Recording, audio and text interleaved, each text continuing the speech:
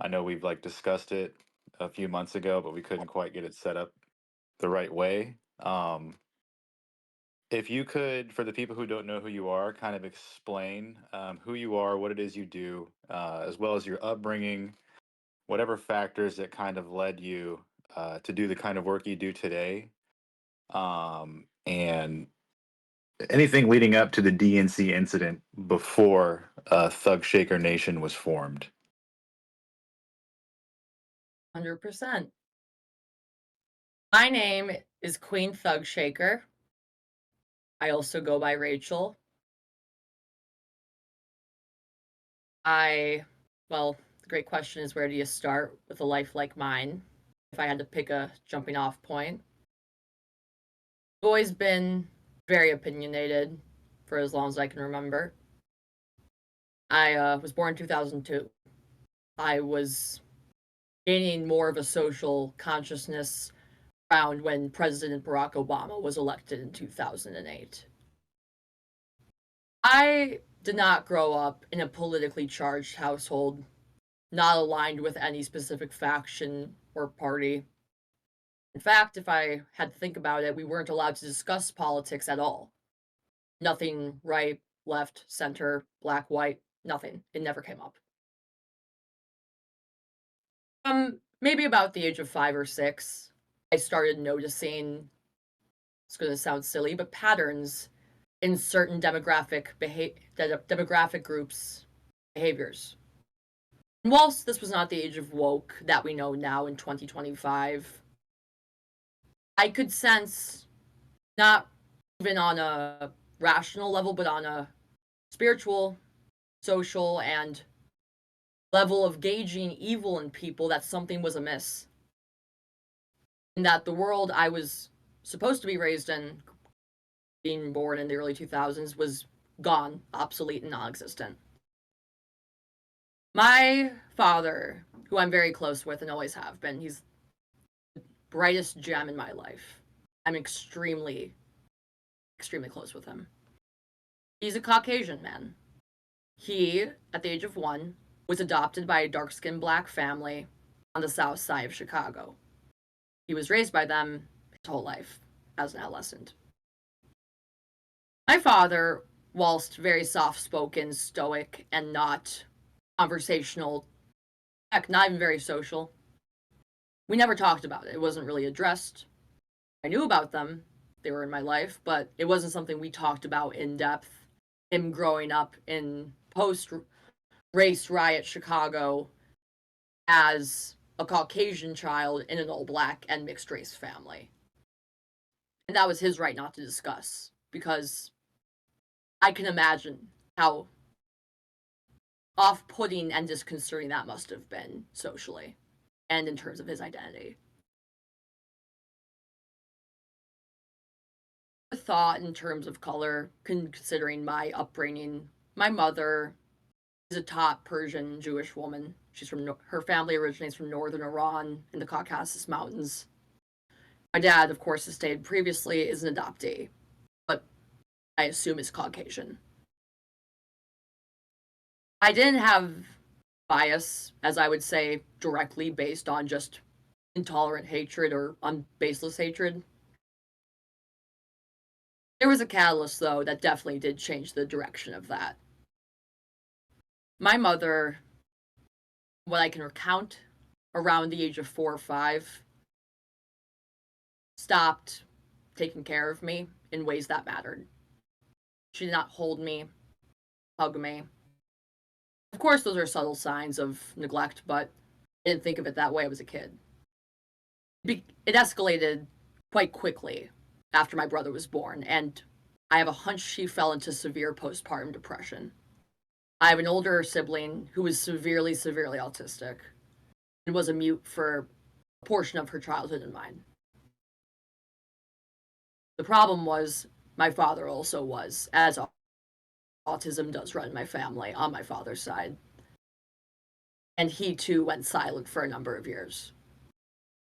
When you see the effects of cultural confusion, mixing, ambiguity, and the loss of boundaries in respect for how certain groups interact or don't interact in a society, you feel violated. You feel like you're being invaded by aliens. I saw, and I had this conversation with my father many years later. What did practically being raised in a black culture do to you as a white kid? He didn't answer. He just, we don't talk about it. And I really understand why. Fast forward maybe 4 or 5 years, I was 10, 11 years old. My mother's abuse and neglect and emotional manipulation of how I was perceived by people. For context and why this started escalating, I was born with a hermaphroditic condition. Some people call it intersexuality. I had a procedure to fix certain aspects of myself at birth. That was my parents' choice, and I am happy they made that choice so I could live semi normal, physical, and healthy life. I'm glad they did. However, due to the intersex condition, it leads to more complications than people know about. I know this might sound a little absurd, but I can't stress this enough. I am basically incapable of interacting with biological women in social settings, in any type of social setting. I wouldn't say it gives me anxiety because I don't feel anxiety in the slightest. I don't know how to register what anxiety would feel like or fear or nervousness. Imagine being born. When you're a baby, you don't hate. You can't fathom what hatred truly is. Imagine coming out and being raised with such rigidness and such overtly unnecessary high standards for a child, while also dealing with very highly elevated testosterone. When I entered kindergarten, within 2 weeks of my first year of kindergarten, my first day of kindergarten, I had to be forcibly separated from every girl in my elementary school because I would either verbally harass them to the point where they would cry or I would beat the living shit out of them. I don't like reminiscing about this proudly because it's not okay to just obviously hurt your peers. It's a mental block so severe for me that I don't make this a priority to do in my life. Harass women. That's not something I like doing. I'm so off put and disconnected from a female wired brain because I do not have one. My chromosomes are XY. And this leads to a plethora of issues in terms of how my mind develops, heals, and processes. What I must say is it's almost as if I could sum it up, an innate, inherent, and built-in distrust, dislike, and disgust of other girls. This was not my choice, and frankly, I would rather not have it be this way, as it has affected me down the road severely. All of these social ostracization factors I had to deal with, being considered a special kid, a kid with a high IQ, a kid with certain abilities and aggression issues. I didn't have semblance of how to properly interact. I was isolated. I didn't have interest in politics because it was never talked about, as I said. My father, on my 11th birthday, gifted me a very rare and valuable book of essays by Dr. Murray Rothbard, the anarcho-capitalist thinker, a joint essay book with David Duke, the Grand Wizard of the KKK. I obviously didn't know what this was. I said, what does this mean? I loved reading, though. I would pick up anything. He said, just flip through the pages, see what you think. It might be a little hard for you, but you're a smart kid. He always encouraged me. Who was it who gave you this book? Who was it who showed you? It My, was my father had begun your talking father. Okay. again shortly before he had unmuted, as I call it. I said, you got it, Dad. I'm very grateful for the gift. I don't know how the universe aligned that perfectly. I had never felt understood through literature, through research, through just pure rationale of what the country was headed towards. When I opened the first couple chapters of that book, I felt bliss. Because you know why? It brought together all these horrific societal problems I was witnessing. And it all started to click. I wouldn't say it was a black pill, a red pill, a white pill. I wouldn't use those terms. It was just the truth.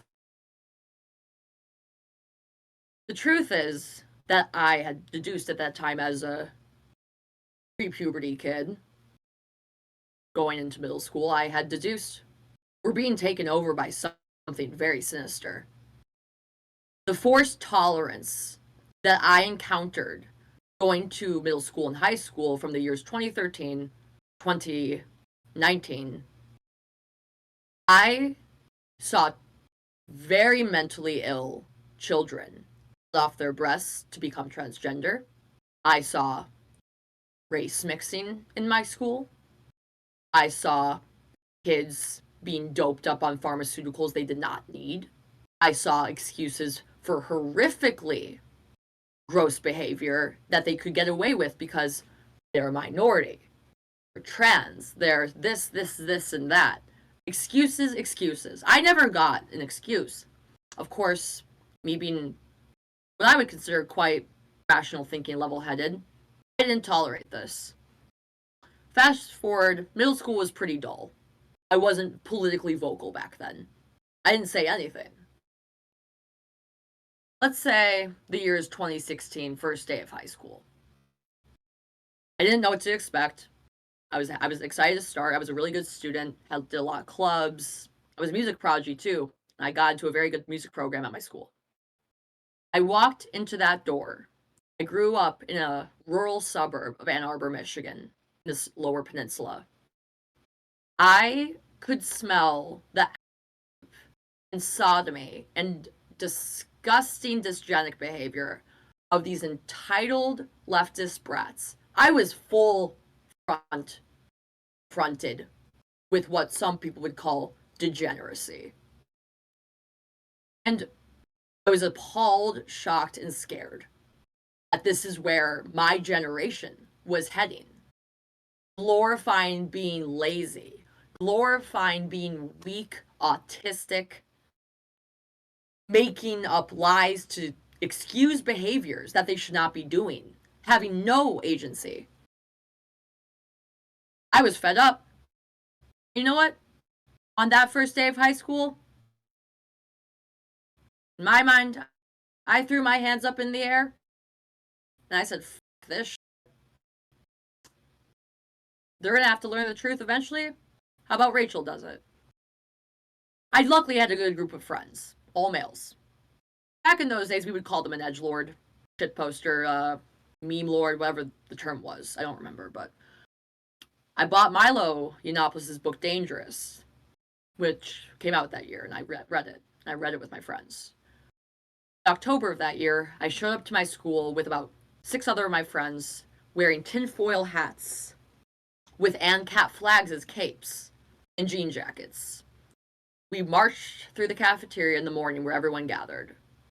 And I went up to the table of these fat, white trash, dysgenic, waste of life who had nothing better to do with their time and had such an egregious lack of personality that they think bitching and whining about something that's not even relevant to them, I mean, that wouldn't even make them interesting, and decided to make it their personality and affect the entire culture of the school. Not on my watch. And this was the Marched up with first time. This was the first time you kind of in a public your school. first political, Public public school. kind of provocative Hey, political point. This is the first time you did this in high school. Okay, gotcha. freshman year up. I approached this table of dysgenic freaks and I said, "What's up, guys?" You know, they were all terminally online too. They immediately recognized the symbolism of the tinfoil hat and the cap flags and the yellow and black, what yada yada. And they said, "We don't want you around us. You're making us feel threatened." And I said, "You know what? I think you being a fat is going to threaten the livelihood of this country's future. And you know what? You're going to be buried with your birth name." A lot of people overheard this. It drew a crowd. And one of the ringleaders of this trans cult clique was so egregiously and up and mentally ill that she went into the bathroom and did the shallowest cut across her wrists. She clearly had BPD, obviously, they all do. And publicly tried to kill herself because I misgendered her. Because she tried to be a shitty looking fat little boy, but wore dresses and used a female name. So insisted she was something else. And when they wheeled her out in the ambulance in front of all those poor other kids who didn't want to see that shit, I yelled at her as she was being wheeled out, "That gravestone's gonna look real good on you." It escalated quite quickly. I was known across my school and my county for having maybe one of the first ever shitposting accounts, major ones on Politigram, which is political Instagram. The name of the account was God of the Congo, and the profile picture was the Waco compound burning to the ground in the 90s. I was very inspired by these domestic incidents. Not that I would commit one, but that what drove these people so deeply to do domestic terrorism in the name of white empowerment. I don't identify as white. I think that would be rude. White people have helped me more in my life, pretty much than any other group of people. The Jewish community I was raised in abandoned me. I'm banned from my synagogue. If I step foot on there, I'm getting arrested. That's trespassing. Jews sold me out to the pharmaceutical industry. Jews labeled me retarded. Jews said, "You're a menace and an embarrassment. You have no essence of being a Jew." And I said to my rabbi when I refused to have a bat mitzvah, which I did refuse to have, I said to him, "I'm not a Jew, but you sure darn are." And I don't.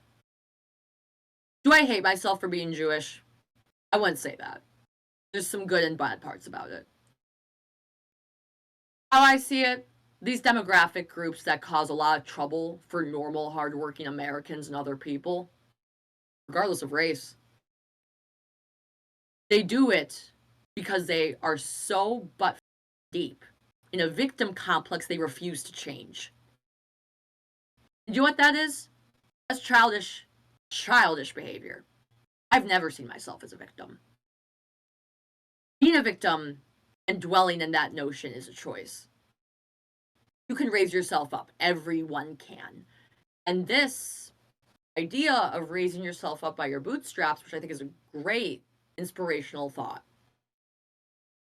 I notice these minority groups, these arising hyper woke, focused on groups like blacks, low income people, homeless people, felons, immigrants, wastes of life in general, I did not approve of.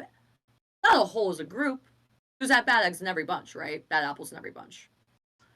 But what they embody is just pure resentment of progress and laziness.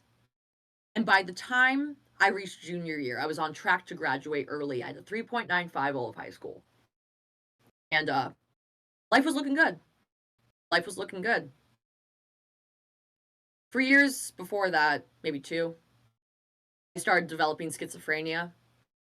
And for another part of that, my whole life I knew I was antisocial. I had severe aggression issues. As embarrassing as this sounds, I have a very complex time feeling remorse and empathy. In fact, I don't know what empathy is. I don't know the definition of that word. Is this a problem? Sure, it is. But it's also saved me a lot of trouble and drama. If I don't like you, we're not talking. We're not hacking it out. We're not going to the same parties. If you are causing me, indirectly or indirectly, problems due to your made-up identity, no. Hell no. I'm not wasting my time on you. Not happening. I have priorities in life, and I have things to accomplish. I was expelled from my high school in Michigan because the same girl who tried to kill herself in freshman year, she slanderously said I had told her to get raped by a black person, even though that was like her thing was to have sex with black men in high school. I mean, that's not my business, but I just said the truth. That's apparently the truth's not allowed. Okay, I got expelled. Yada yada. Walked out of there with a middle finger. Got my diploma online within 2 months. Never went back home. I hopped around the East Coast and the Rust Belt, working as a machine operator on a drill press and lathe. Lived in Rochester, New York, Buffalo, around Ohio, rural Pennsylvania sometimes. I was traveling on Amtrak's. It was a good time. This time my schizophrenia was getting really bad. I was becoming more violent and aggressive with the antisocial tendencies. I went back home to Ypsilanti, Michigan to go to college. Just try and level myself out. Eastern is a predominantly black school. I got along well with them, but that's because I wasn't on campus interacting with them. I moved into a trap house, large old mansion from the 1890s. When I moved in with my good friend, and now lifelong best friend, a National Socialist black metal drummer who's also a prostitute, and her best friend, who's a Navajo midget who smoked meth and cooked and manufactured psychedelics and researched chemicals. Best experience of my life. A couple other things go along. The world gets worse. People get more. I say, fuck this shit. I'm going back to Chicago. I moved to Chicago after college in late June of 2024, so less than a year ago. Settling into my new apartment. I get a call that my lifelong best friend and roommate when I was working in Rochester as a machinist had killed himself and someone else. I've never felt grief like that. I can't recognize my own emotions. I choose not to because that would be a waste of my time. I have other things to do, as I said. And I heard my first crush, my first attraction, my first true and tried friend who had protected me from the horrors of this clown world had taken his life and that of someone else in the most egregious, horrible way possible.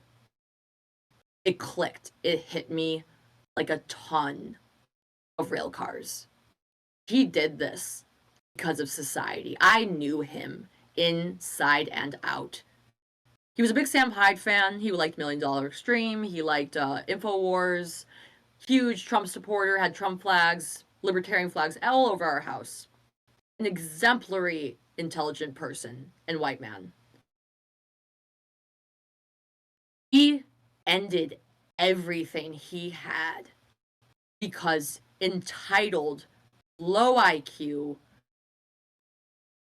and as I say, I've said this many times, wastes of air drove him into a sense of social isolation so severe there was no other possible way out. The normalization of horrifically inappropriate and immature behavior is not uncommon in today's day and age. If people acted the way they do now, let's say, not even 15, 20 years ago, we'd gay bash your ass. We'd call you a dirty, stinky little and we'd tell you to go back to the projects. Because we don't tolerate normal people who want to have a nice life without fucking drama. Don't demand other people do the hard work. And don't demand people pull their weight. If you don't want to contribute to society in meaningful and creative ways, get the fuck out. I am a right-winger. I have never been fooled into this left-wing, selfish, spoiled brat bullshit, because I never had the support to be a spoiled brat. I'm not saying I wasn't loved. My dad loves me very much. My mom drove away everyone who could have potentially helped me and loved me. I've never had support from her. Coming into my room and shrieking at me, "You're nothing. You're nothing. You're a sociopath.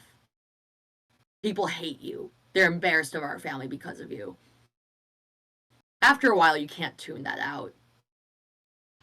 This was as a child? I had very few. Yes, it was as a child. This started maybe when I was about 6, after my brother was born, and I don't know if this was postpartum depression. I don't know what made her act like this, or just severe narcissism.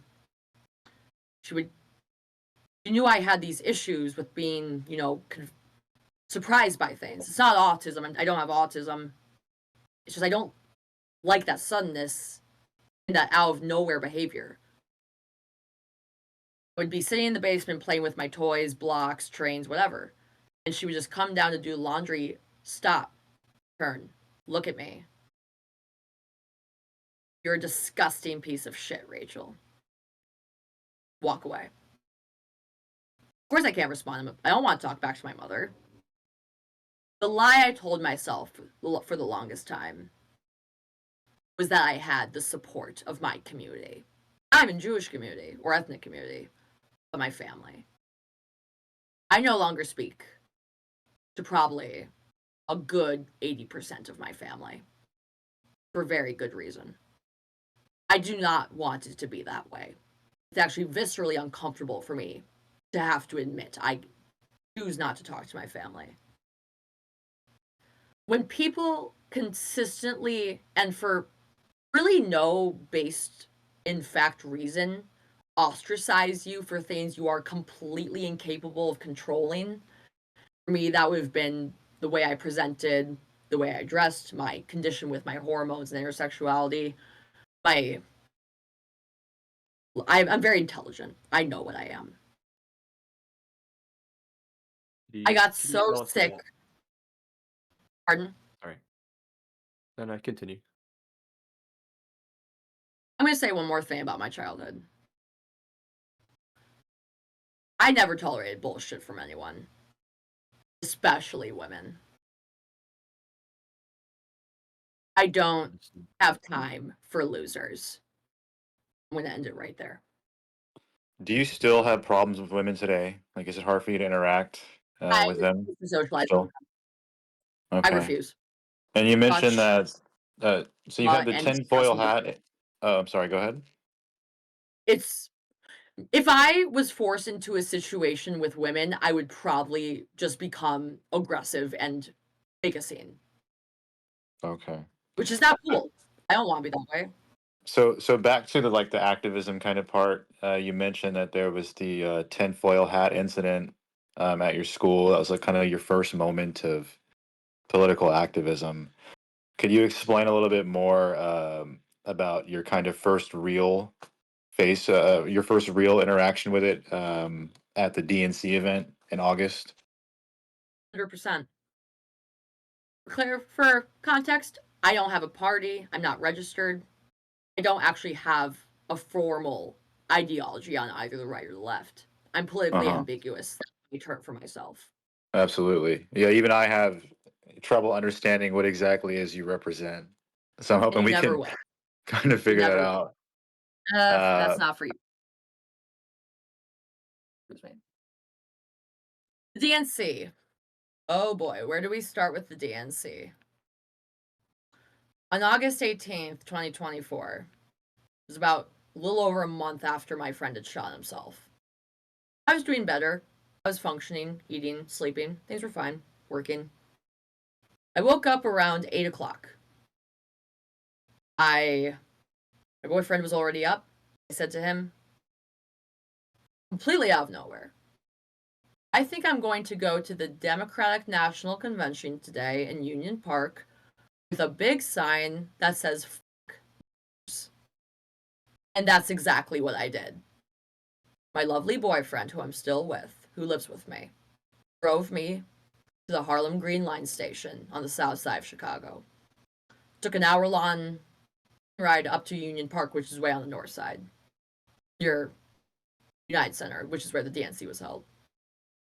I dressed up in all black, yellow Air Forces, a yellow Ushanka, which is a Russian hat, sunglasses, and a purple wig. I was beaming and smiling the whole time on my way there. I hid the sign on the train. I just flipped it over so no one could see it. I walked into the park. People were trickling in for the pro-Palestine protest. I went up on some bleachers behind a baseball field.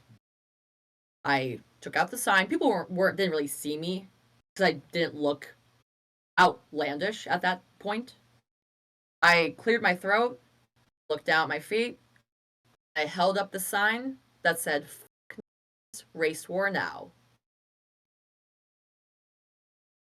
The screams I heard from these leftist cuck gave me a mental boner of an excitement seeing their confusion and their lack of awareness of not only themselves but the situation at hand and what they were even protesting for. I had full-grown men approach me saying I would rape you if it was legal. And I said, well, I would fuck your dog if it was legal too, bitch. I said everything I had been waiting 20 years to say. And I let that shit out. About an hour in, people start noticing the sign more. Media starts showing up. I self-dox. Because who the fuck cares? Who the fuck cares? This is America. You should not have fear of losing your life and reputation and job for having a opinion. People start approaching me, asking for photos, taking photos of me, slyly trying to hide their phones, trying to follow me around. It was a massive success. On the first day of the DNC, I landed 20 interviews. I was there for 13 hours on my feet in 85-degree heat. I go home, turn off my phone. I didn't have social media. I was off social media. I went to sleep. And I would deal with the fallout later. I wake up, decide to download Twitter. I had a ghost account, but I had no followers. I never used it. I see an Ian Miles Chong video of me. Rachel, that's me, holding the sign that said, and he said, "Who is this girl?" And I commented, my first ever Twitter comment, "Oh yeah, hi, that's me. What's up, big?" 1.6K followers in one day. I was amazed. I didn't expect it. I go back. I go back very early. I race to get my clothes on. I bring the sign and I go. I go there with a couple friends I knew from my neighborhood on the south side who were there, make sure nothing happened to me physically. I go into the park. I'm there for 2 hours doing interviews, yelling at people, being a complete dipshit in public. I called crackhead Barney a worthless to her face and that her dad's belongs up her ass. She had nothing to say. Pathetic bitch. I am approached by a group of young men in their 20s, wearing costumes, holding flags, looking absurd. There was about 21 of us. They run up to me. They said, "We have been looking for you. You have to join us." I said, with all due respect, "I don't know you. You look fun. Let's do it." Those people are the Thugshakers of Thugshaker Nation. A masterful shitposting and troll team. Did they call themselves that before meeting you? No, I came up with that. Okay, who did they align themselves with prior to, like, did they tell you who they were? Like, who exactly? We just put a lot of faith in each other to make this Okay. work. And this was kind of the birth of what you call Thugshaker Nation. 100%. And you did say you're politically ambiguous, but what exactly does Thugshaker Nation do? What do you guys represent? What is the goal here? The Because end I'm goal, having a hard time understanding what the point of you holding that sign up was. What was your overall goal for that? it, and I can articulate it the best way I can. There's a lot of reasons I did that. I want these brainwashed, indoctrinated, lazy thinking American populace that is leftism is a disease that has taken over the American mind. Uh-huh. Most people identify as leftist, whether they are or not, just to avoid the flack. I want people to think for themselves. Does she mean it as a white supremacist thing? Is this a troll? What does she mean? And that's the thing. It has no direct messaging. It's purely interpreted. It can be interpreted. It's interpretational, as I would say. Okay. Whatever that sign means to you, run with it. And if you're too shallow and to understand it, get the fuck out of my way. So your main goal was to basically have people engage in critical thought Yes. with that sign because you feel like that is what this generation is lacking so much of, Hacking. is to think Exactly. critically. Okay. Yep. Hit the nail on the head. And this was the birth of Thugshaker. This is where you met all those people, and all are the most of the people that you met still in the organization now today. Let's get into that. Our crew that I met is predominantly fascists, gay men, Hmm. colored people, people you wouldn't expect to be right wing, right? That's why it's a little confusing with the whole alt right thing, and when you put it with the N word on the sign. But there are black members in Thugshaker Nation. There are gay members. There are trans members. So I Absolutely think there are. that's what people find a little confusing. Would it be But fair to say that the methods that you use to provoke aren't necessarily indicative of your own personal beliefs? oh no, they're not. Okay. Some of them are. Some of them are not. Would you Our team was elaborate on that? scenario. Do I, at my core, want to throw every person I may not find aligns with my standards of presentation and perception in a gas chamber? That sounds like a lot of work that I don't want to do. What I do think is that if you dwell as a minority, when this is America, this country was founded so none of those labels matter. You work hard, you take care of your family and your people. Done. I don't care if you're brown, black, pink, purple, or got 3 dicks on your head. That's you take care of your business and leave others alone. If I see an entitled brat changing their gender and name every 30 seconds, trying to get in my face, telling me how I should run my country where I'm a citizen of, my parents are a citizen of, that I love living in. I love. I'll call them a fat to their face and tell them to kill themselves because I don't like people who think they know everything when they don't even know themselves. That's do I hate minorities as a whole? No, not really. Some of them I don't not fond of, but not across the board. Do I hate kids who can't control themselves and contribute anything to society? Yeah, I fucking hate them. Those are not cool with me. I People who see. And, can't and the, I'm no. sorry. Go ahead. Go ahead. People who can't critically think for themselves in any capacity or refuse to, fuck them. And so, like, the way you went about it is kind of like just a very different way of getting people to engage in critical thought. It's very provocative. And Mm-hmm. because of how crazy it was, what you did, there have been there's been a lot of speculation that you could be involved with a federal agency. It's no it's no secret that the FBI in the past has been involved with employing people who are put in certain situations to provoke. Um, what do you say to people who accuse you of I being think somewhat of an that agent provocateur, specifically working with or for the FBI? I think those people need to get the fuck off their high horse and get their dick out of their ass. I'm 22 years old. I just got out of college. I worked in a carnival in Oklahoma smoking meth. Do you think they want me? No. Do I want to work for them? The feds. No.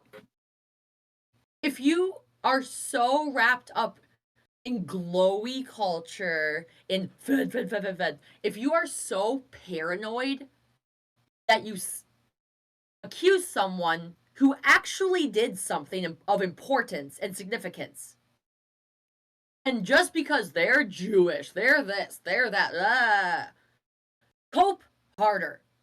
If you want to call me a fed, don't interact with me, because I'm sick of hearing it. And frankly, it's offensive. I don't fuck with it, because I'm not. I see. I don't want to watch people. Sorry, go ahead. I don't want to watch you people. I don't give a shit about your lives. I have enough bullshit going on in my life. I think I want to delve into yours? Fuck you. Right. Not And you. Yeah. and kind of that's okay.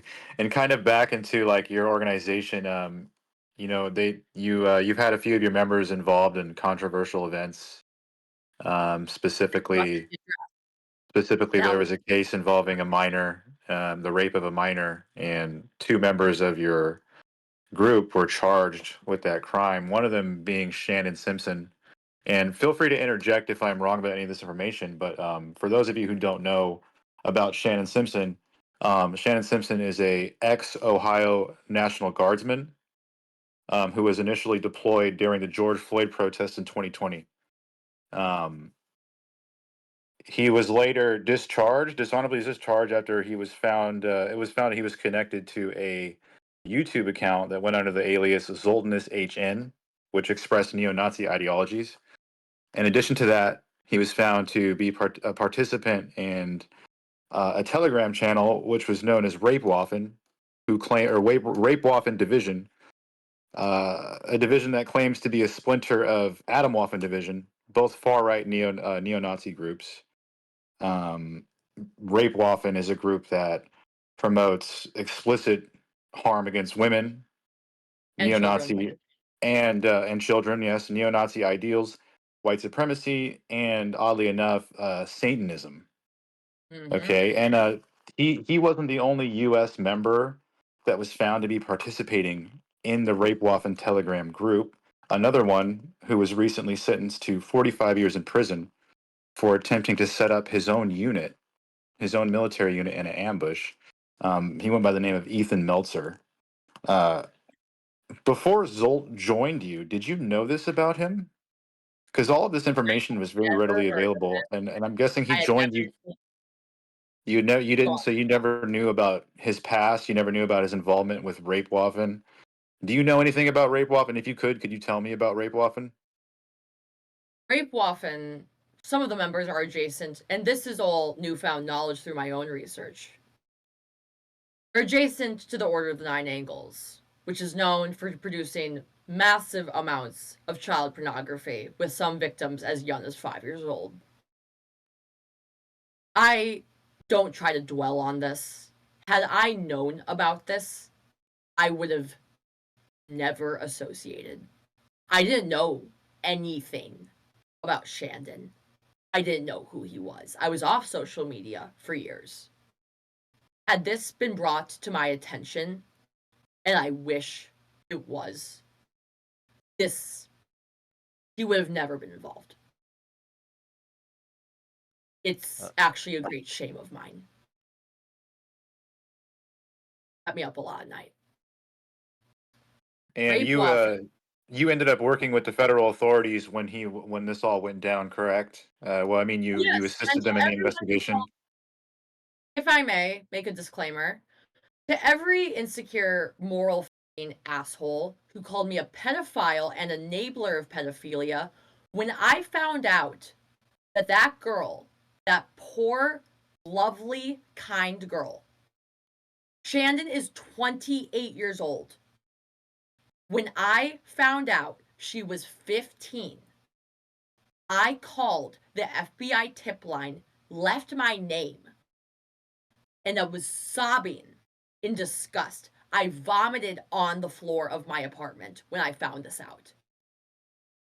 Could you tell If us you about how think you I found out? enabled this, you have a stick up your entire ass. I called the authorities immediately. I went to the FBI office on Roosevelt to talk to 2 agents. This is something that never should have happened.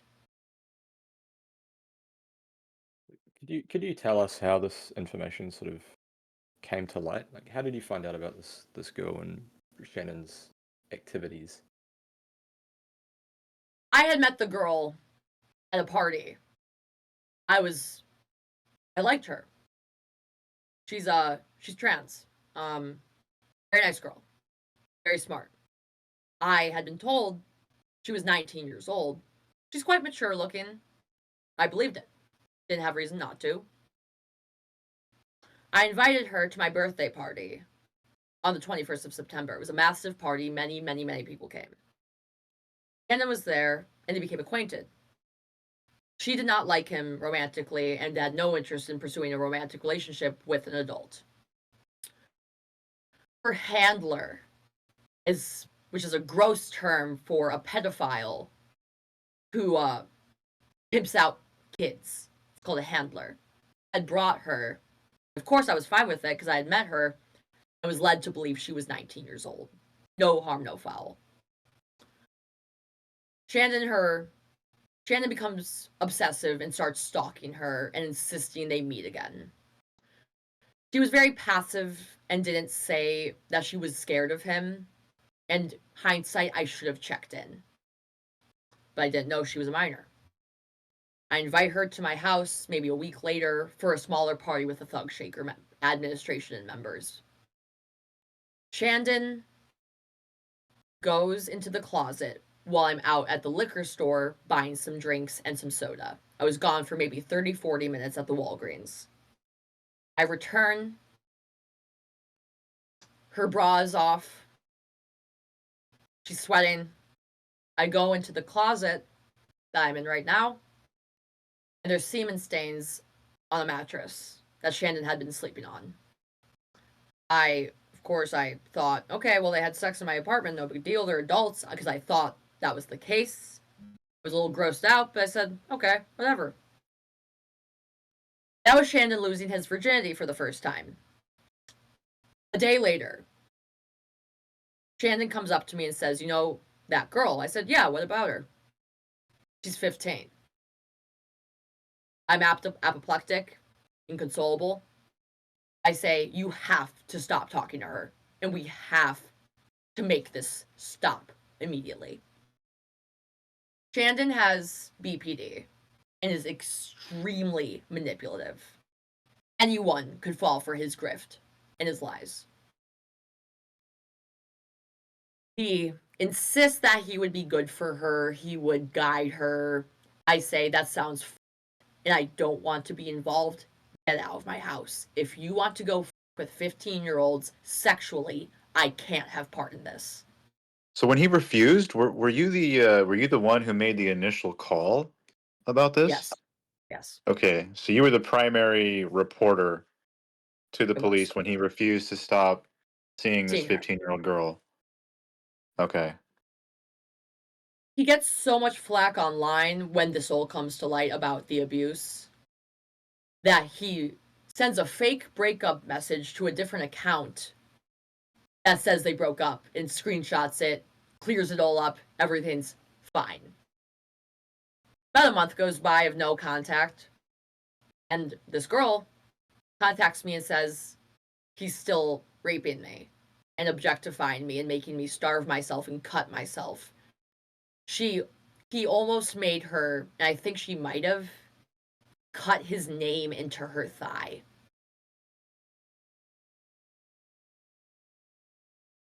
This prompts me to contact the authorities again. So you had to call them twice. Yes. What was done after the first call? I mean, wasn't anything done? Was there an arrest No, made, this or is the most shit part of it. They're not pursuing it like they should. okay? And he now has a warrant out for his arrest. But He there now is has a no, warrant, and is this warrant for that specific incident? no, he beat me up and his boyfriend, his former boyfriend. Okay, so the warrant's for an assault on you. Yes, it Okay. is. And they're refusing to pursue it for whatever reason. Why is it that you think they're refusing to pursue that? Because Because I Shannon's a saw federal informant. I saw recently that he was on YouTube giving galaxy gas to homeless people, and this is a fairly recent video. I think it's about 2 months old. Yes, So it I'm was just trying to wonder, like, at the right, Harlem right. Green Line. So how is he free? How is he able to do these things? You're asserting that he may be a federal informant. That's why you think they're letting him do this. Yes, I do. I think he works for the feds to start and defame the movement that is the right wing. I think he's a moralless and soulless individual with no actual values. And Being a when's the last time you contacted him? Has he tried to contact you after all of this? I mean, what's been going on? mutual blocking, we don't Okay. like hands off, hands Have off. you ever been afraid for your safety? Because I know Yeah, he there's put out a rumors hit that on he me that's still still is active. really okay. So there's a hit on I you, have a hit out on me from the Latin Kings. really, and Yes, so you're basically in fear of your own safety at this point because of Shandon, because of this. I don't leave my house. I have to work remote. I have not left my house for serious commitments probably in a month, 2 months. I don't feel scared. I feel absolutely tricked and absolutely enraged. I want something done about this. And it doesn't, not even me. A child was raped in my house. I can't live this down fully, and I don't know if I ever will. I worked my career. I started in suicide prevention, drug counseling, and adolescent group therapy. I was a social worker. I devoted and planned on devoting my entire career to protecting vulnerable children and abused and trafficked kids.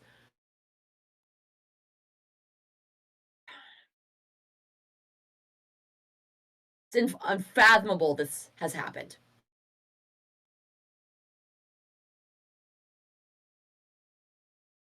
on my So, watch. I mean, so I'm just wondering. So there's been no contact whatsoever. I mean, nothing. Not for way over a month, with Wh- two What even. what leads you to believe that he's a federal informant, other than him basically just getting away with it? I've heard this from multiple anonymous accounts messaging me on both the left and the right. In fact, some very notable Wignats accounts have been like, "You can't be near this guy. He's hired by the FBI to defame the right." I I liked Shandon. I liked being his friend before he started acting this way. We had a great brother relationship. I really did like him. And that's also a And big part. did you meet him after the DNC event, or did you know him before? He was at the DNC, and that's where he introduced himself to me. So that's kind of he was one of the first people kind of in the Thugshaker Nation organization. Co-founder. He was part of the group. He was part of the group that came up to you. Yes. Okay, and you just didn't know what he was involved with. You didn't know the extent. You didn't know I about the had rape no off and Telegram or anything like that. I had no clue who he was. Do you think that he was already involved with federal agencies prior to your meetup with him? Yep. And you think maybe that's maybe why he acts this way because he feels that he can just get away with it? Bingo. Okay. Um, Kind of want to switch gears a little bit. I know that there was some drama between you and Milo Yiannopoulos. Could you go into depth on that? How it started? What's Really going on with it interesting. right now? Yeah, sure. There's some parts I will leave out for legal reasons, but Absolutely, yeah. yeah, why not? Let's get into it. After the DNC, and I had downloaded Twitter, I was added to several group chats. One of them was Milo's crony chat of shit posters and whatnot. People I didn't care about or knew about.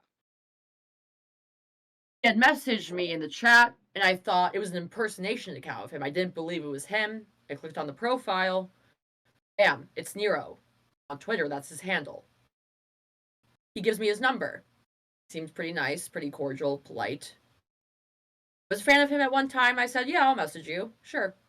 We start talking. We start talking about the activism, the trolling. He was quite nice, actually. Until he wished me a happy birthday, even. On the 21st of September. It was very kind of him. A girl, an e-girl, not a girl, an e-girl, had been staying with me for about a week and a half. Her name was Nikki the Hegelian. She was a severe drug addict, sex addict, and overall loser bitch, who I despise. She's off the internet now because of me, because she owes me $500 in cocaine money that she stole. Milo enters the Thugshaker's Anonymous group chat, which Nikki and the Thugshakers were in and are close friends. It was about a 40-person group chat on Twitter. Milo is added. Shandon jokes, and we joke. Wouldn't it be funny if someone beat up Nick Fuentes at his house? We laugh it off, move on to the next topic. It was a joke. Milo says in a screenshotted tweet, text chain, I am interested, ... or something. I get a text from him that says, well, implies that this should happen.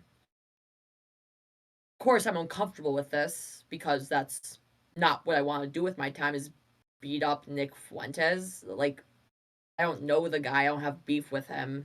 I don't know much about him. Why would I do that? So you're saying Milo had something to do with this Nick Fuentes incident? He was the one who Well, kind of. he sends me unprompted $350 in Apple Cash. He says, well, someone's got to do it. And honestly, I felt a little threatened. He says, find someone to do it. I said, okay, what do you want this person to do? He says, print out a piece of paper with the birthing contest between Nick Fuentes and Milo Yiannopoulos. Who can impregnate a woman first? Which was a bit he was doing in the fall for several weeks. I thought that was all he wanted me to do, was find someone to put this letter in a mailbox at his house, walk away. It's not illegal to drop off a letter. I thought it was fine. I contact an associate of mine who, unbeknownst to me at this time, was in the Gangster Disciples, which is a violent street gang in Chicago. I say, hey, my buddy wants you to drop this off. Can you just put this in a mailbox? I don't have a car. Thanks. Given the money because I was told to. Takes it because, hey, free money. This associate of mine goes to the LaGrange house. LaGrange is a town in Chicago, outside Chicago. Little was I aware, Nick's parents were there. They see this black man on the porch knocking on the door. Of course, he fucked it up and interacted. And there is almost a shootout between Mr. Fuentes, Nicholas's father, and this individual. I'm petrified. Milo finds out because he wants to report back. He tells me to delete everything. He's frantic, typing all caps. I'm petrified. I don't know what to do. So yeah, I took a couple screenshots, but the rest is gone. I'm sure he has it though. He's a snake. And you still I have did those screenshots, correct? couple, yeah, Okay. which have been turned over to the police. We don't interact for a while. A couple months go by, maybe 2, 3. He starts interacting with this Pariah the Doll character, who's a very mentally ill e-girl online. I don't know how they got involved. I don't want to know how they got involved. But now she's living with him in his mansion in California. This girl's like 25. He's 40. Of course, they're adults. It just doesn't look good, right? No, it doesn't. I wouldn't let my kid do that. I start seeing more content from this Pariah character online where things look a little off and not consistent with her former posting before she interacted with him.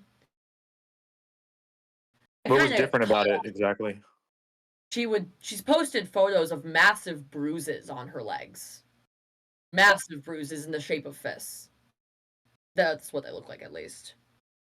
And Milo posts one thing that really did set me off and prompt me to expose this and whistleblow on it was he says, and I quote, "I love having a house troon," because she's transgender. And that doesn't sit right with me at all. She shaves her head. She starts considering herself a boy again. Nothing about this looks good. I say, if he wants to be a creep and an irrelevant weirdo and just not ideal person to associate with, fuck you and your career. I post about it. The day of the Nicholas Fuentes trial where he pepper sprayed that woman. I go to the Maybrook Courthouse in Oak Park, Illinois, which is outside Chicago. I hold up a big cardboard sign that says, "I have information that will lead to the arrest of Milo Yiannopoulos in the involvement of the assassination attempt of Nicholas J. Fuentes, #Thugshaker Nation." The photo gets about 14,000 views on Twitter in a short amount of time. People start asking questions. I then contact the Berwyn and LaGrange police, and I'm asked to come in and talk to them and turn over evidence, which I have.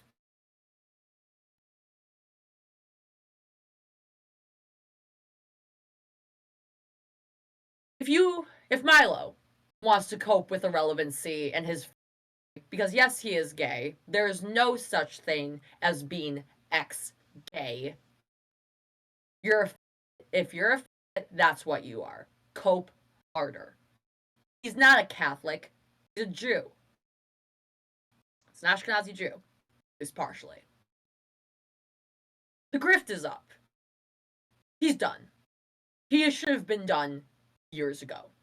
Him keeping tabs on random people being involved in constant hysterics and drama makes everyone on this side look terrible. I hope he gets deported. And I think has he? Was there like? I think I remember you saying something about him threatening you about this whole thing. Yeah. And Have what you exactly happened with that? Basically, it was along the lines of you'll go to jail for an assassination attempt. But speaking of those assassination attempts on Nick Fuentes' life at his home, I know Milo has some sway in these actions and of aggression against Nicholas and his family. I know, because I've received that evidence over text. Why Have do you you think considered he's? releasing? Sorry. Yeah, have you considered? No, go. Yeah, go ahead. Have you considered Have you releasing Not considered? those? until I go through the necessary legal channels, okay? Okay. Well, why do you think he cares so much about I know attacking Nick exactly why. Fuentes? You wanna What? hear this Why? contract? Are you guys ready for this? Yeah. Yes. Yeah. He is sexually attracted to Nick, and he has pursued him relentlessly in a creepy, sexual, gay way. I don't know if Nick Fuentes is gay. That's not my fucking business. And even if he was, I don't give a shit. What does matter is that when you make unwanted advances, whether they're gay or not, that's assault, that's weird, that's stalking. This is a bizarre gay love triangle where it's not even a love triangle, it's just one obsessive OCD gay man creeping on a younger guy he's attracted to, and he can't admit it. So this isn't you. What you're saying is this has nothing to do with political motivation. This is like a personal No. thing Yes, it's because he's sexually attracted all to being Nick and petty. Fuentes. Yes, he wants to. As weird as that sounds, it is what it is because I've had it confirmed. How exactly did Not you have that confirmed? Can you talk about that or? not saying by who at this time. Okay. But what you're saying is this was orchestrated by Milo because he finds him attractive Sexually. sexually. Yep. Interesting. That's just kind of that's kind of a big accusation, you know. What led you to this assumption or conclusion? Well, when you have the Berwyn police put out some certain documents, screenshots, text chains in front of you, which I will not be disclosing at this time, with some pretty concrete homosexual activity on them that is consistent with the way Milo speaks, with the way Milo communicates and harasses people, I don't really have reason not to believe that. Could it be more nuanced than that? Sure. I don't know the whole story. It's a weird look, though. It's worth considering. You make your own assumptions. This was on like an Yeah, alt okay, fair alt enough. account. Do you think it was ran by Milo? Is that what you're saying? I do. I do. Okay. And just because it was consistent with the way he harasses people, therefore you may think he's the one doing it. Hmm. Have you been in contact with Nick Fuentes personally regarding Yep. this? Has he reached out to you about this? And does he think that's what's going on also? We have not discussed that. Okay. And I don't. Because a lot of people don't like him, so it's like it's hard to kind of make that connection with Milo and him because there's a lot of people out there who don't like him, and I don't think that's the first time somebody has came to his house or something like that. So I wholeheartedly think a lot of these intimidation tactics used by these strangers, these crazed strangers, is because of Milo's influence or sway in some capacity. interesting. And what was the last time you had contact with him with Milo personally? Do you remember what he said? Ballpark, 2.5 months ago. 2.5 months ago. Okay. And this was around, I'm guessing, this was in November last time. Mid early November, I would say that. Okay. Wow, that's a lot. That's a lot to take in right there. A lot What of. did you guys talk about in November? Was this when he was threatening you? Yeah. What did you guys talk about? I would text him just random stuff I wanted to show him, and either he would ghost me or he would say like a 1 or 3 word response that was either like along the lines of "okay, got it" or like "don't contact me." He was very inconsistent. Extremely inconsistent. I didn't know if I was on bad terms with him or good. So I ended it so there's no terms to be on. Bad or good. But it seemed like all he wanted to use you for was to pay somebody to do that to Nick, right? That's really what he needed you for. Yep. Yes. And So this is all part of an ongoing court case, right? Is that what's happening here? yes, it is. Okay. I might have to get summoned to court.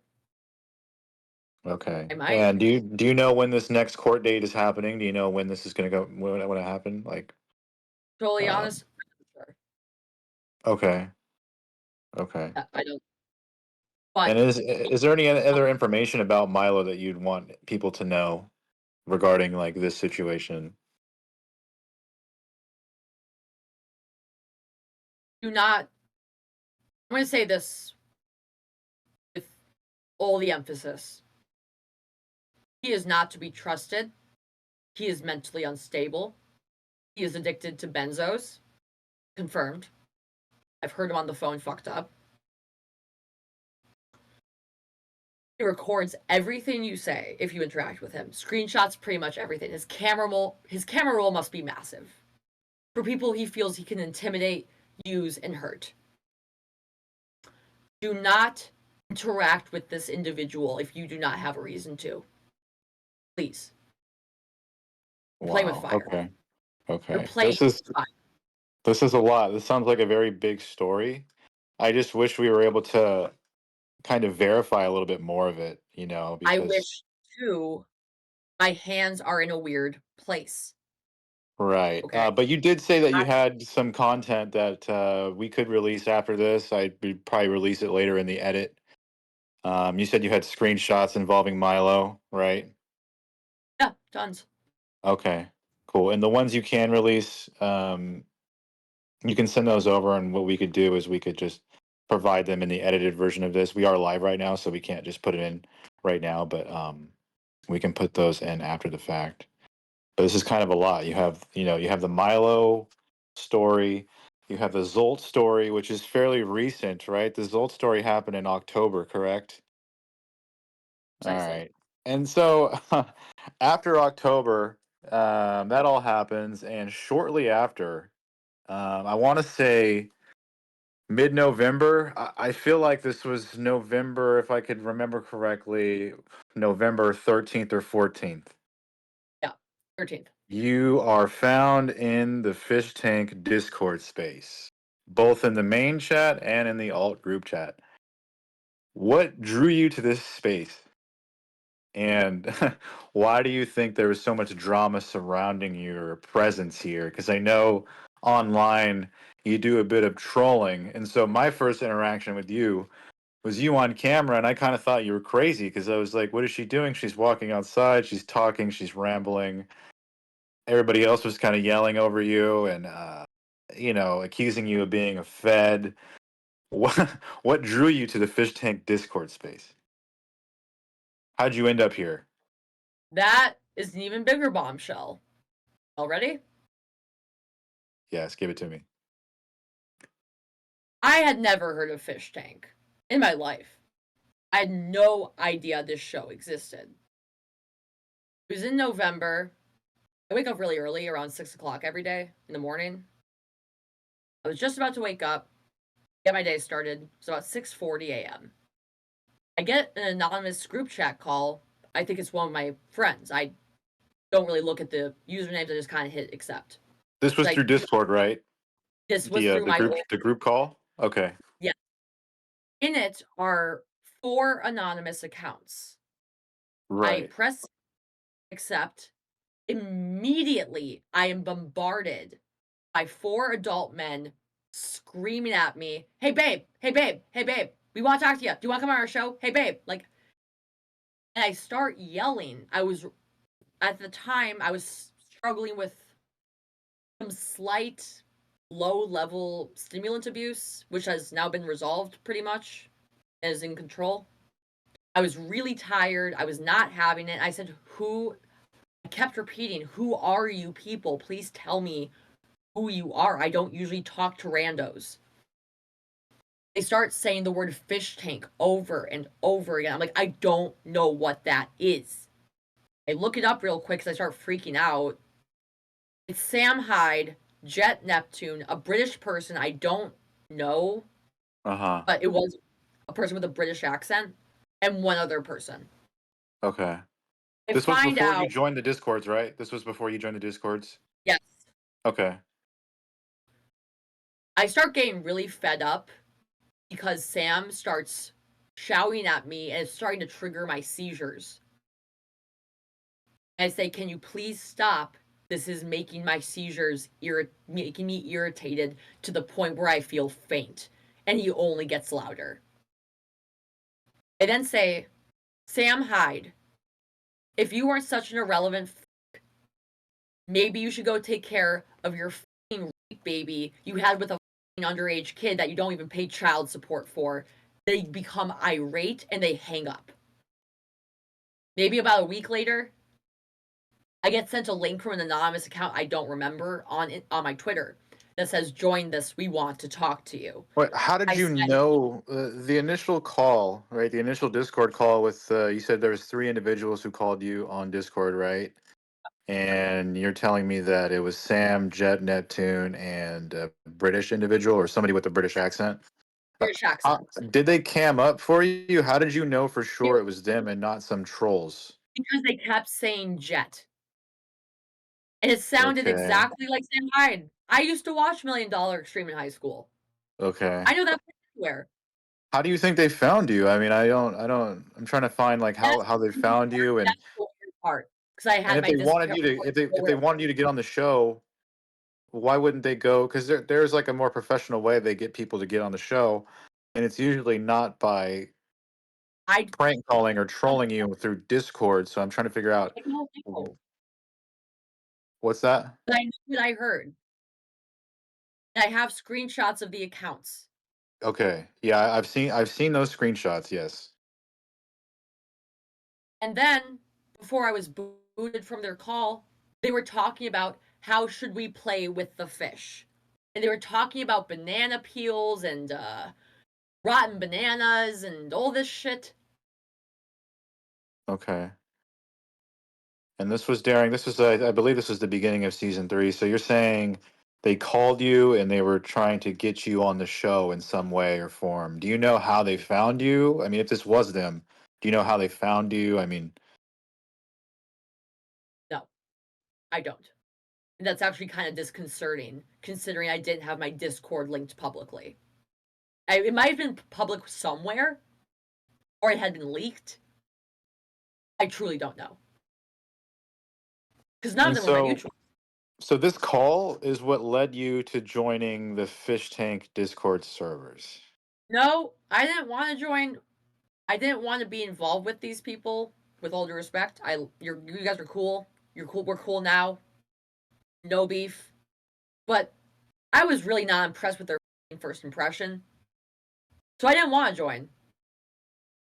I get sent a link from an anonymous account I don't remember the user of. I'm sure it's in my DM somewhere. I say, okay, what the fuck is this about? What do they want from me? I join the chat. I'm just confronted with a naked woman named Cassandra putting a rotisserie chicken covered hand in her. Yeah, we are very I say, familiar with Cassandra. Yeah. I say to myself, oh, this is a shit show, isn't it? So I play along.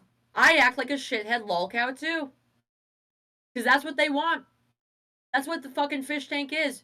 Exploiting mentally ill retards. That's what it is. I'm not really fond of the concept of fish tank. I would personally never watch this show.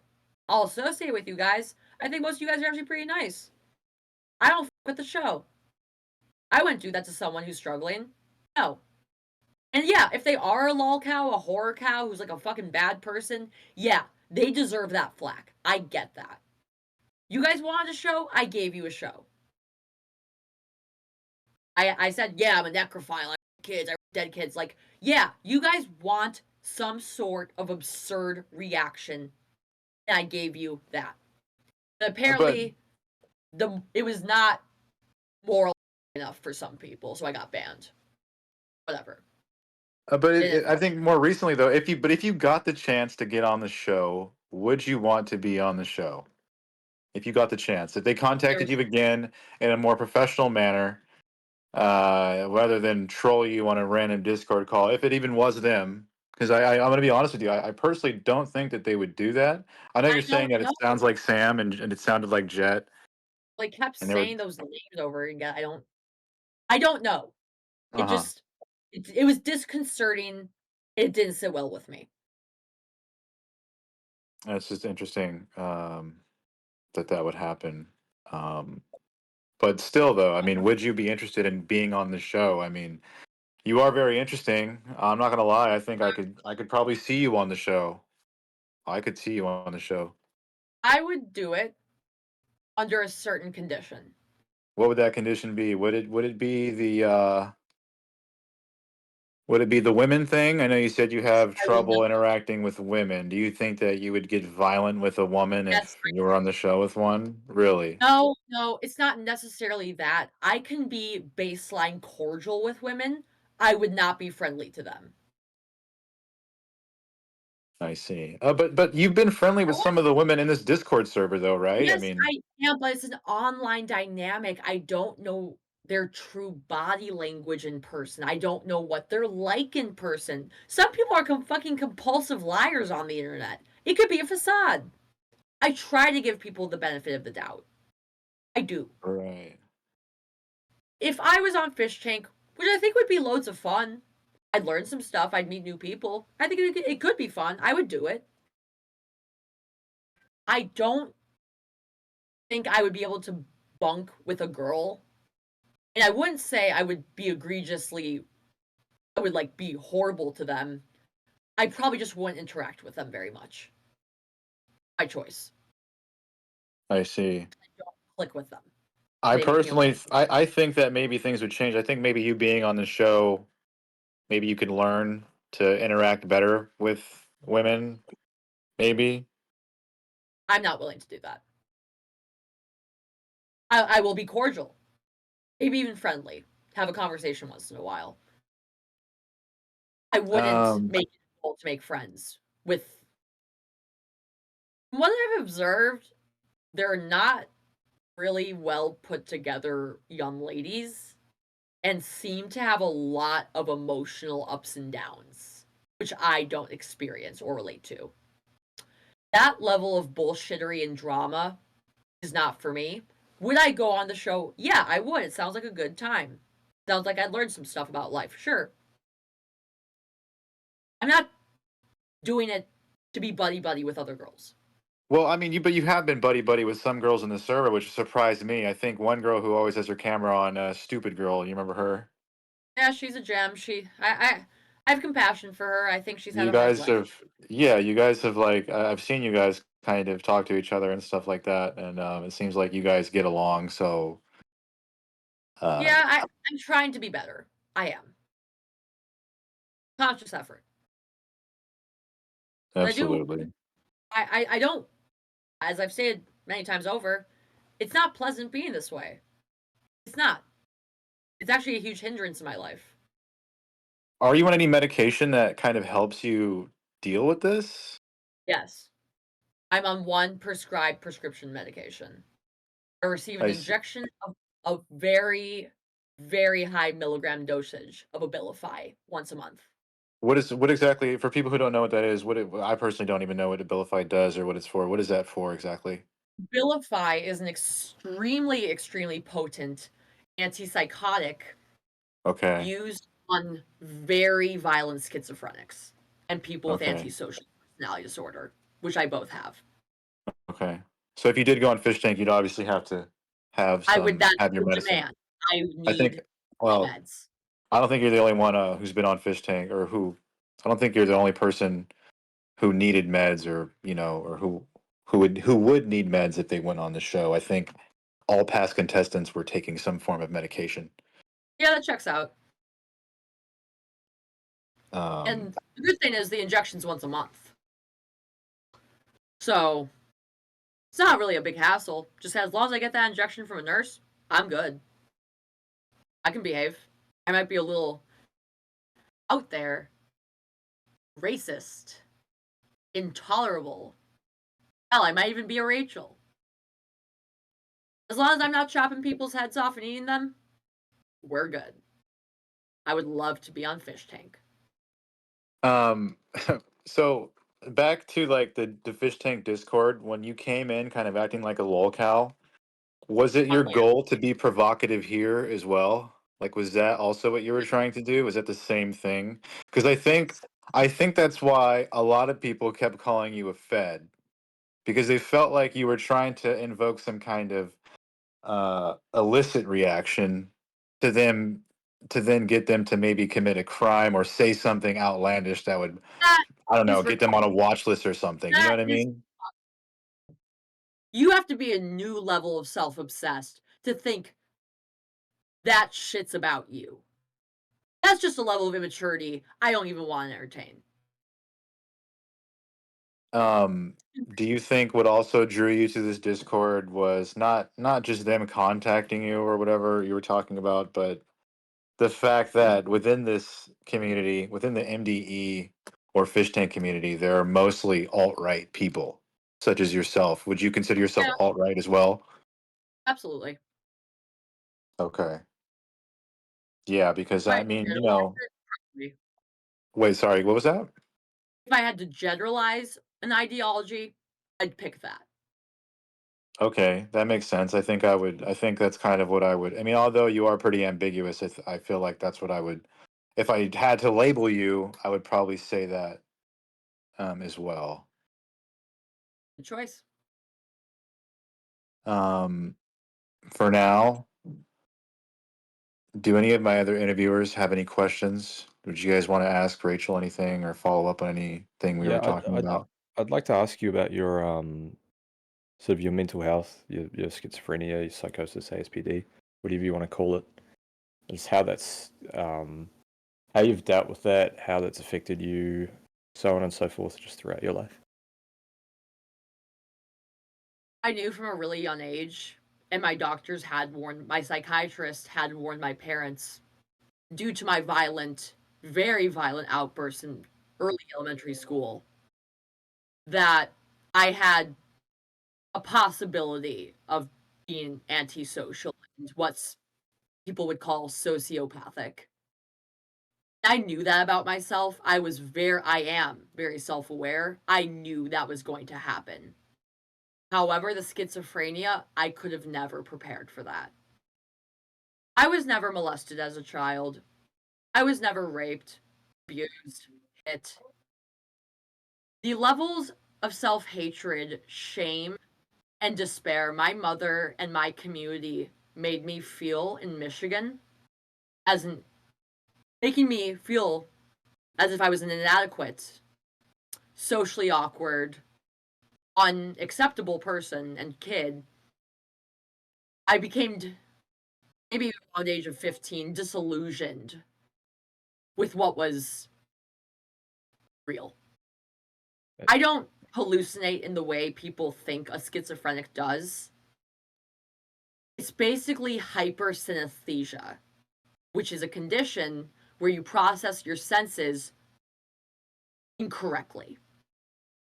When I meet someone, they glow with a certain color, and I can judge based on that color as if it was a language that can be deciphered if they are a safe person or an evil person and if I should avoid them. I can also taste people even without licking them or touching them. They have a taste, a smell. I can usually know what they're thinking. I also had very violent delusions. And I hit puberty very late due to the intersex condition, the hormone off disparities that were very bad and affected the schizophrenia even worse.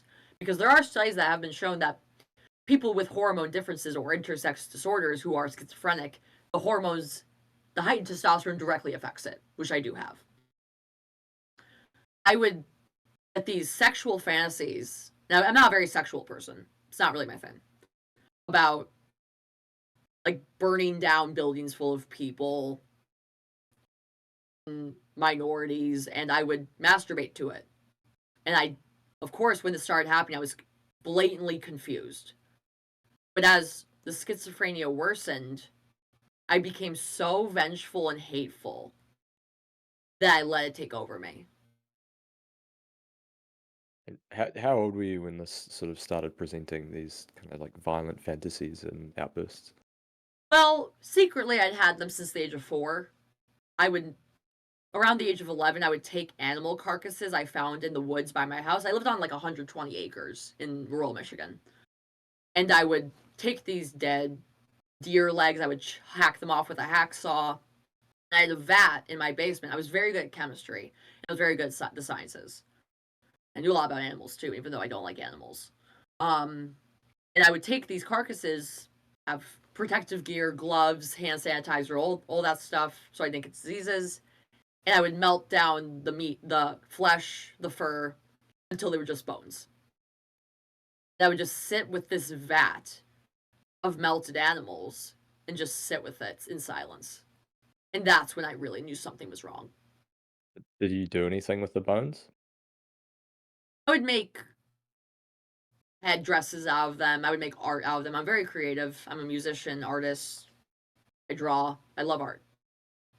And you know, Did to you me, ever? Oh, I'm sorry. Continue. it seemed like just a creative project to me. I wasn't hurting anyone. Now, have you ever harmed an animal like that wasn't dead? Have you killed an animal? No. I used to do this thing where I would kick like cats and dogs really hard. Like with I was an athlete at one point. I was very muscular and toned. I had a lot of muscle mass. I almost did really severely cripple a small dog once because I just kicked the shit out of it. How old were you before we continue? How old were you when you did this? There was maybe about 4, 5, 6 sporadic incidents of this where the animal was injured throughout the ages of 13 to 18 that I Okay. could get away with. Now, do you still have violent tendencies? Like as of No, recently? no, those are really under control with the Abilify. If I Eh, don't have it, I become very homicidal. And just, I think we might have covered this, but just in case we haven't, for those who don't know, how old are you now? As of recent, since September 22. Okay, so have you ever? it's Oh, been 4 years since your last outburst. Is that fair to say? Yes, yes. So I'm it's very fair to proud say of it. that you've got it under control. Oh yeah, this is like down pat. I know how to read myself when I'm getting irritated or irate. I remove myself and I handle it on my own.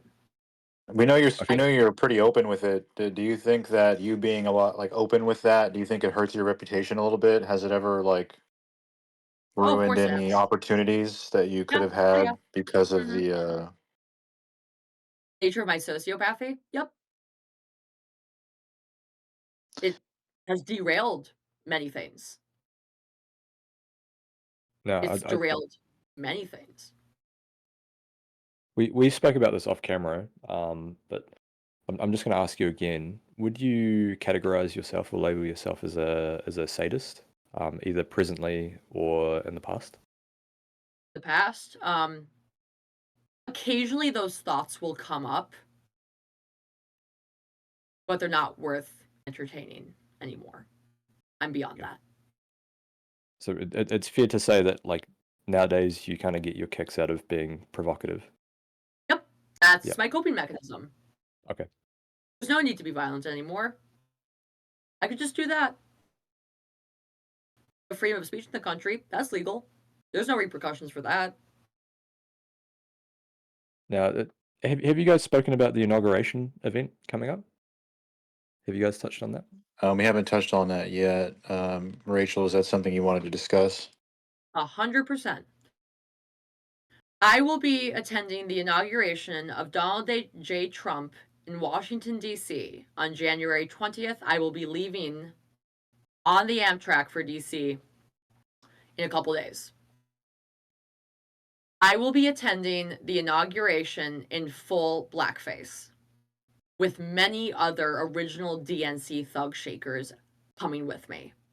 We've been planning this a long time. I invite anyone on the East Coast or within a 7-8 hour drive who wants to come. You can come anonymously and wear a face covering, more than fine. I get that. You can bring flags, costumes. You can bring anything that's legal. I do recommend, if you would like to join me, and I would love for you to, we want everyone we can get to join in on this. Anyone and everyone, you are welcome to come. I recommend bringing protective gear that's legal. Look up online what is legal to carry in DC. For sure, you can bring a 4-inch blade and pepper spray. If that's not enough, look it up and see what you can bring. We invite everyone to join us. So, are you scared of being attacked? No. Like, because like I know, like at the DNC, you kind of got a beating. You talked about it earlier, but it seems like you took it pretty well. You just kind of got up and went And about smiled. it. I went right about my business. So, I'm just going to interject here, just for a liability standpoint, and say that Fish Tank alternate group chat does not condone any calls to action. All members, all persons, parties, individuals can do what they want, but we do not condone anything. Absolutely. And saying that, please neither does continue. Thugshaker. We do not But condone violence. what do you hope to achieve? I mean, is it the same deal with the whole DNC thing? I mean, you want to provoke, you want to have critical thought. I think that most people would just kind of hate your cause more, if anything. I mean, do you think there's a more effective way to get your point across? No, not that I'm willing to do. I don't compromise. So you not wearing blackface is compromising? I mean, I guess it's just mostly being edgy is your thing. No. I just do whatever the fuck I want when I want to. Is it fair to say that you do these things mostly because it's thrilling and fun, as well as Yeah, if I allowing get you to send a bored political for more message? than an hour, I start doing bad shit. I have to be entertaining myself at every single moment, which is why I don't like sleeping. Okay. Because you're not entertained. Now, last time we spoke, you were drawing a sign for the inauguration. Do you have that with you presently? Mary Brandon? Yeah, of course. We'd love to see it. Yeah, go ahead. Let's see that sign. Yeah. If you can read it to us as well. I will. Okay. Yeah, absolutely, fellas. thank you. One moment, Gems. I will be right back. Take your time. All right, Gems, let's get ready. Nice.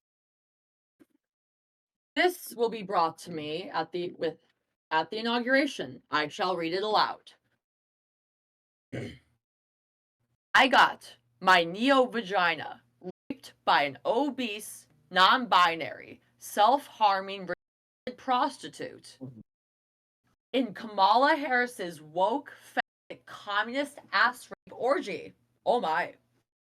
I demand reparations from race-mixing ugly sluts, aka a mud shark, niggers of all varieties, trooned-out Palestine dick riders, white bitches under 6 feet tall, George Soros kike supremacist, anorexic pathetic retards, nonverbal autistic people, e-girls with borderline personality disorder, and victims of abuse.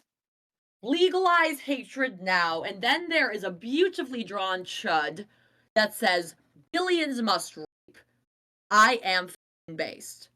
And my tag on X is right there at capital Q UEEN capital T HUGSHAKER Queen Thugshaker on X. If you want to follow for our content, you can do that or add me here.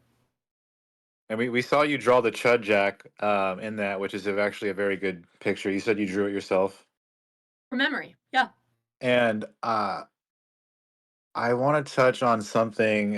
One of the ways you get through to people is with memes, and I think you mentioned the term mimetic science. Could you go into depth a little bit about how memes kind of help you get your point across? So memes are an image, correct? It's Sure. a Yeah, of message course. relayed through an image. I am a guest speaker at a university right now, working with a very notable political scientist who has sponsored me. I teach and speak about and research image-based communication in American politics, aka mimetic science. You communicate images for people who are obviously not blind and can't see. You communicate through imagery. That's how you process a large portion of information. Images speak so much louder than words, in my opinion. It embodies what's happening or what's not happening. If we do not incorporate images such as memes and viral photos into our lexicon and lingo, we're basically walking blind into things, not knowing what's going to happen or what to prepare for.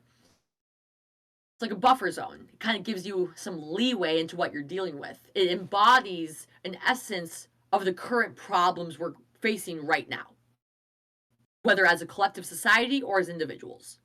That's why people make their OCs, their original content, because it means something to them and their friends. Memes are how people communicate now, whether we like it or not.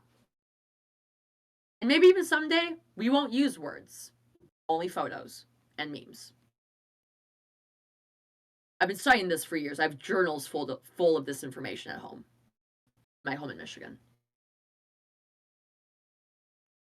Memes for the And future. so you may, and most of the content you post on your Twitter, mostly. Do you have an Instagram as well? Yeah, it's at Queen Thugshaker, but I'm not Okay. really good. And are all of your memes kind of original content? Like, are they made by you or the other Thugshakers? Do all of you make memes? Is that what's going on here? Yes, actually, one of our most notable administrators is one of them is a Shardy admin, one of them is a Kiwi Farms admin, and the other one is the second most prolific admin on polcomball.com. Okay. And could you explain those websites starting from Shardy? Shardy stands for Soy Jack Party, which is a beautiful collection of eclectic soy jacks, wojacks, cobsids, flartsins, and maramuts. Variants of soy jacks and wojacks that I've studied in depth and wrote about in my papers. It's a beautiful website. I couldn't speak more highly of it. Please check it out. Soy Jack Party is the website. Moving on. Kiwi Farms is a notable forum online that's existed for quite a while that tracks lol cows and notable internet people and even doxes them. One of our members works for them. And lastly, Polcomball, one of my favorite websites of all time.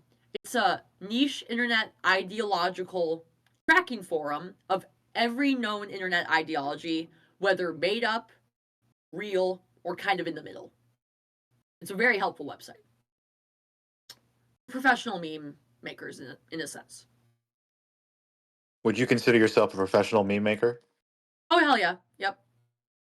And could you go into a little depth about the impact? Because I see them a lot, but the impact on soy jacks, chud jacks, things like that. I mean, you have one in your poster. Could you actually show the chud jack again? It's very right there with the glasses. There you go. And could you explain the emergence of that? What they mean? I What they will. comment on? Yes, yes. I will be making a comment and making an example of the billions must die chud. A chud is a variant of a wojak, but it's a very analoged, kind of zigzag patterned variant. It's not exactly a wojak, but it's not exactly not a wojak. It's inspired by one. in the original meme that was posted on the Shardy of the Chud, the first ever Chud, it was this fine young man with a shirt that said "Billions must die" and him pressing a button. Most people, aka normies and retards and leftist assholes, would not even fathom what this could mean and would see it as a right-wing dog whistle. Oh, God forbid. This is a very powerful image. This is an image that could encompass our entire current state of where American politics is. It embodies such an enhanced and depressing sense of pessimism that the country is moving, of the direction the country is moving in. I think it's one of the most profound images and memes I've seen in the past 3 years. It embodies doom and And destruction. there's the old saying, "A picture says 1,000 words," and here it is, kind of in action. When I saw Um, the beautiful chud that I have drawn on this, not the one I drew, but in general, when I first ever saw this post, I was like, that's deep as fuck. That's really deep. And I know it sounds silly and but I am, but it's fucking deep. It's a great commentary. Fuck newspapers, just post that everywhere. What's going on in the world? Billions must die. Billions must die.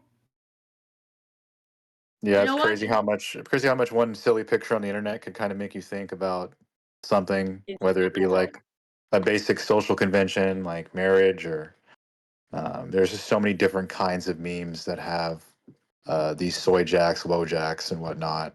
I think one of the notable ones was the vegan wojak or soy jack, of him pointing with his mouth wide open. Yeah, just like that. yeah. Yeah. You can name a meme, I'll know it. Yeah. So it's like, okay, this is like becoming a very, and uh, I think there's been speculation about, nation states now using these memes as part of as like a way to propagandize their ideals. And we're seeing more and more every day, especially on X, now that Elon Musk is running it, so much more is allowed. Absolutely. um Freedom of where do you speech should see be absolute. where do you see the Thugshaker movement going? Like, if you had to give yourself a 5-year projection, Mm. where do you see yourself? Where do you see yourself and your organization in 5 years? We will be, hopefully, in my best case scenario, working as a right wing advocacy group for individuals, youth, and anyone who has been negatively or unfairly impacted by cancel culture, whether they need financial resources because they got fired, if they need a temp job.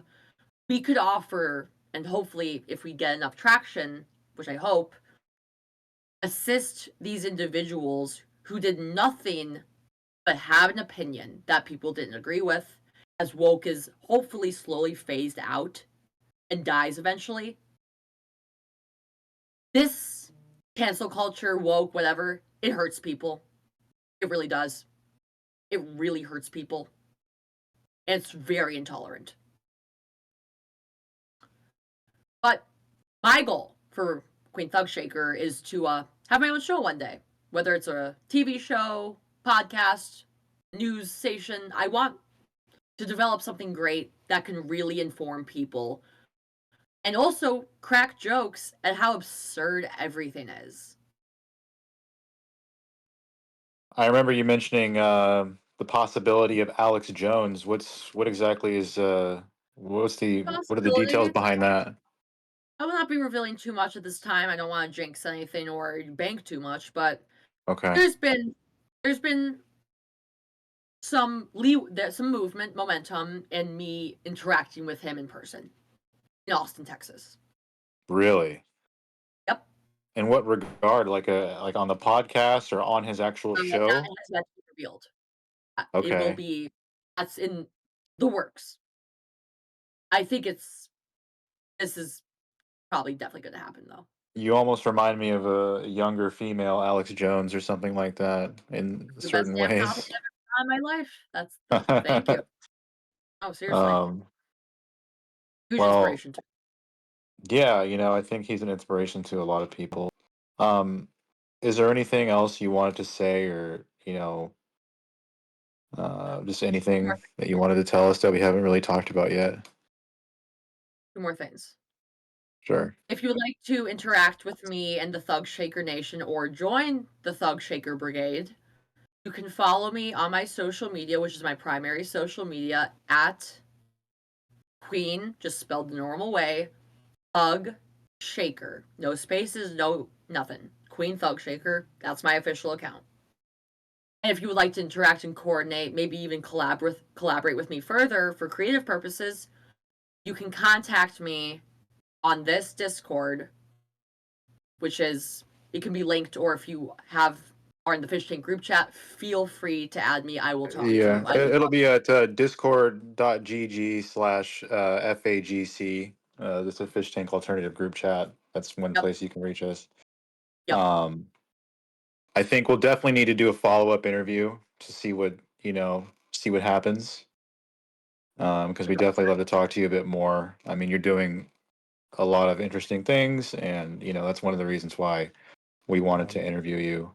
I'd just like to interject and say that once again, for liability purposes, Fagc is not a political Discord. It's a fan group, basically, of Fish Tank.